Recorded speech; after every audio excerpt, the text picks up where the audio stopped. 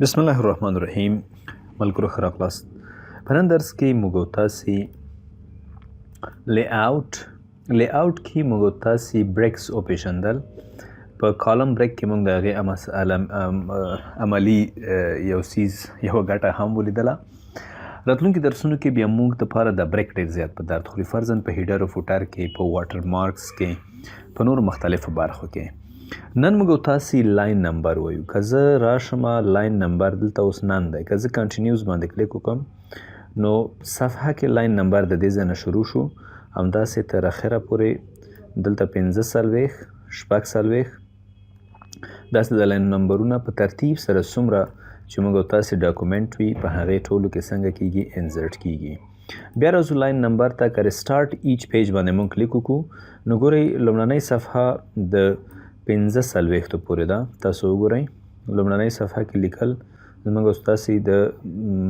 45 پورې دي. بیا دې ځای نه بل څنګه کیږي 1 2 3 داسې شروع کیږي. بل موږ تاسې لاین نمبر لرو ریسټارټ ایچ سیکشن. که چیرې زه دې ساحه کې کلیک وکړم او بریک ته راشم دلته سیکشن انزرټ کړم خو کنټینیوس سیکشن. که زه دلته شو هایډ پاراګراف باندې کلیک وکړم تاسو دلته لیدلی شئ دا بیل سیکشن دی، لاندې بیل سیکشن دی. اوس که زه راځم دلته لاین نمبر ته او دلته ورته وایم چې ریسټارټ ایچ سیکشن، اوس به څه کیږي. یو ځل زه راځم دا نن کوو ریسټارټ ایچ سیکشن باندې کلیک کوو نو اوس وګورئ 1 2 3 4 شپږم پورې یو سیکشن دی، لاندې سیکشن بریک شوی دی 1 2 3 د دې ځای نه څنګه کیږي شروع کیږي. موږ تاسې بیا ورته وایو چې لاین نمبر نن مطلب لرې که ګوره دې نه لرې کیږي دې باندې به بیا موږ تاسې عملي کوو ځکه دا بیل سیکشن دی، دې ته هم څنګه وایو نن. بل موږ تاسې لرو که چیرته زه دې پاراګراف ته راشم، په دې پاراګراف کې ما کلیک کړی دی، لاین نمبر ته ورته راشم ورته وایم چې سپریس فار کرنټ پاراګراف، لاین نمبر به انزرټ شي. لاین نمبر نن به لرې کړو.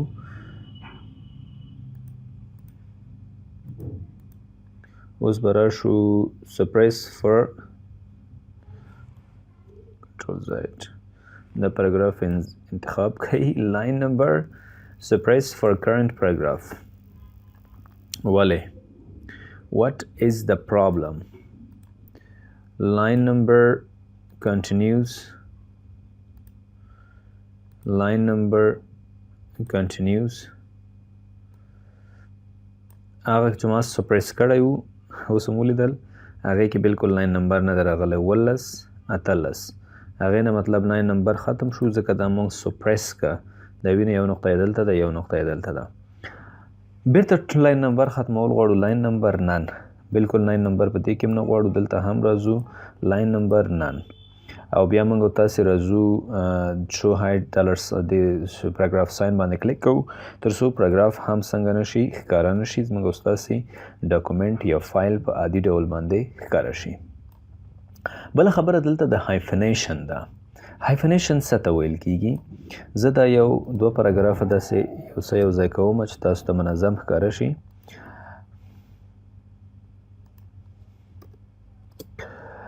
ښه دا زموږ یو پاراګراف دی،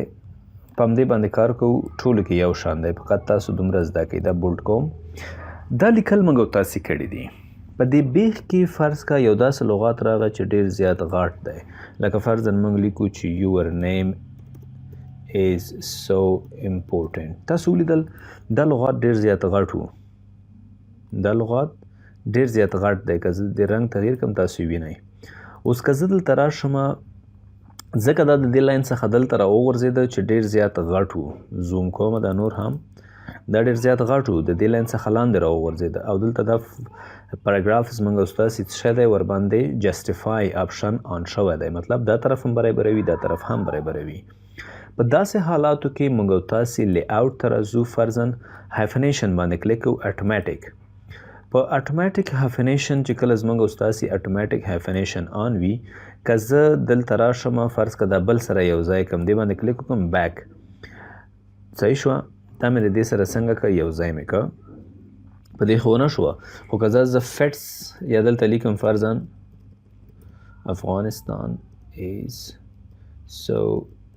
important to us بیا راځم hyphenation manual کوم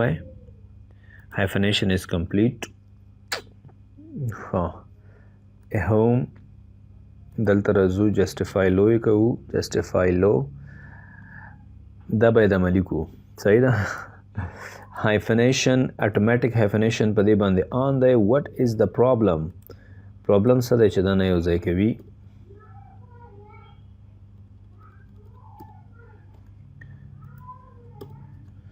زه دا ټول حروف سره یو ځای کوم تر څو یو لغات ورڅخه جوړ شي نه کیږي there is a problem راځو یو بل فایل خلاصو دې فایل باندې ما ډېر زیات اپشنونه انتخاب مسلسل زه لګیا یم په همدې کې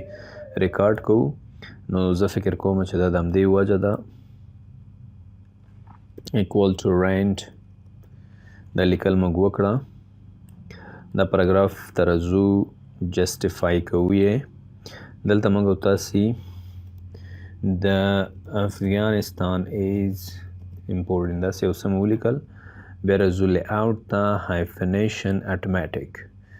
automatic hyphenation اوس دلته اډ کوو تاسو دغه ځای کې مې یو دانه هیډینګ په نوم باندې مو یو څه ولیدل که موږ دلته راشو تمنګ انتخاب کو تمنګ is چې څنګه دا لغات غټیږي ډایرکټ دلته یو کوچنۍ غوندې نقطه راځي مطلب دا لغات او دا لغات یو شی دي صحیح ده نو ځکه د دې ډیش مطلب دا دی چې د دې لغات نیمایي شوی دی لاندې برخه یې لاندې تللې ده نیمه برخه یې لاندې تللې دې ته hyphenation ویل کېږي فرضاً دلته موږ اډ کوو فرضاً your name ټول یو لغات دی نو your دلته پاتې شو یو ډش غوندې علامه یا hyphen دلته راځي نور لغات لاندې راکته کېږي دې ته ملګرو hyphenation ویل کېږي چې موږ په اتوماتیک ډول باندې هم آن کولی شو او که چیرې manual کوو د manual مطلب څه ده ستونی مې خراب دی وبښئ د manual مطلب دا دی چې دغه hyphen چې ته کله راولې دا په خپله خوښه باندې څنګه کوې ترتیبوې لکه فرض مثال موږ دلته په دې ټکسټ کې لیکو ټکسټ داسې لیکل مو وکړل بیا موږ تاسې راځو hyphenation ته دننه کوو بیرته راځو manual ته manual کې اوس ټکسټ کمپیوټر که نه دا موږ غواړو چې دا ټکسټ او کمپ د پاس راشي PUTER د لاندې راشي دې برخه کې به تاسو کلیک وکړئ یس نو اوس hyphenation څنګه شو کمپلیټ شو ټکسټ کمپیوټر مکمل لاندې راغی بیرته که زه کنټرول زیډ کما کنټرول زیډ بیا راځم دلته hyphenation ته دا نن کوم بیا ورته وایم manual دلته تاسو فرض کا په دې برخه کې hyphen کول غواړئ یس همغه TE پاتې شوله او د XT کمپیوټر لاندې راغی دغسې هم موږ او تاسې کولی شو چې دا برخې ترتیب کو بل ملګرو موږ دلته پاراګراف برخه لرو باور وکړئ چې دا پاراګراف برخه موږ او تاسې دلته ویلې ده لکه دلته فرضاً موږ په دې بټن باندې کلیک کوو د دې پاراګراف د ساحه دې خواته راولو صحیح ده بیرته په دې طرف باندې کلیک کوو تنظیموو یې همدغه دلته هم موجود دي نور اضافه پکې نشته فقط دلته د اندازه داسې تنظیمیږي دې خواته زیاته بوزو دې خواته یې کموو دا کارونه دې ځای نه هم کولی شو سپیسنګ دلته هم موجود دی فن د پاسه نه سپیسنګ ترتیبوئ لاندې نه سپیسنګ ورته ترتیبوئ او هم کې موږ تاسې دا کار د دې ځای سپیسنګ په واسطه باندې هم څنګه کولی شو تنظیمولی شو کوو تاسو لومړنۍ ویډیوګانې د پاراګراف وګورئ تر څو دا برخه تاسو ته هلته بیرته څنګه شي منظمه معلومه شي بل موږ تاسې په لی آوټ کې ارنج برخه لرو ارنج برخه اوس هم دلته نه وایم ځکه نه وایم ګورئ که موږ تاسې دې فایل ته خپل راشو دلته تصویر خو نشته یا زه فرضاً راځم دې ساحه کې یو ټکسټ باکس انزرټ کوم انډیکس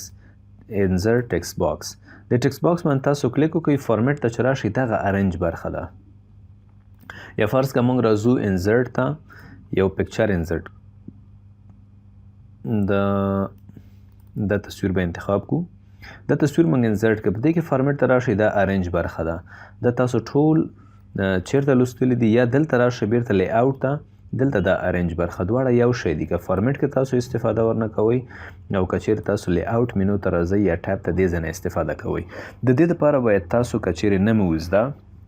زه بیا ځکه نه تکراروم چې ټول دلته موږ ویلي دي تکراري درسونو باندې ویډیوګانې زیات نه ډکو، د هغې په ځای به نوي پریکټیکل کارونه وکړو. نو تاسو کولی شئ چې لومړنۍ ویډیوګانې چې په هغې کې د ټکسټ باکس پکچر او همدارنګه شیپ تشریح شوی دی هغې نه تاسو څنګه وکړئ استفاده وکړئ. نو د نن ورځ دپاره همدومره بس و. لی اوټ کې موږ او تاسې لاین نمبر هایفنیشن دا څیزونه مو وویلې. امید دی چې تاسو به د دې درسونو څخه ډېر څه زده کړي وي.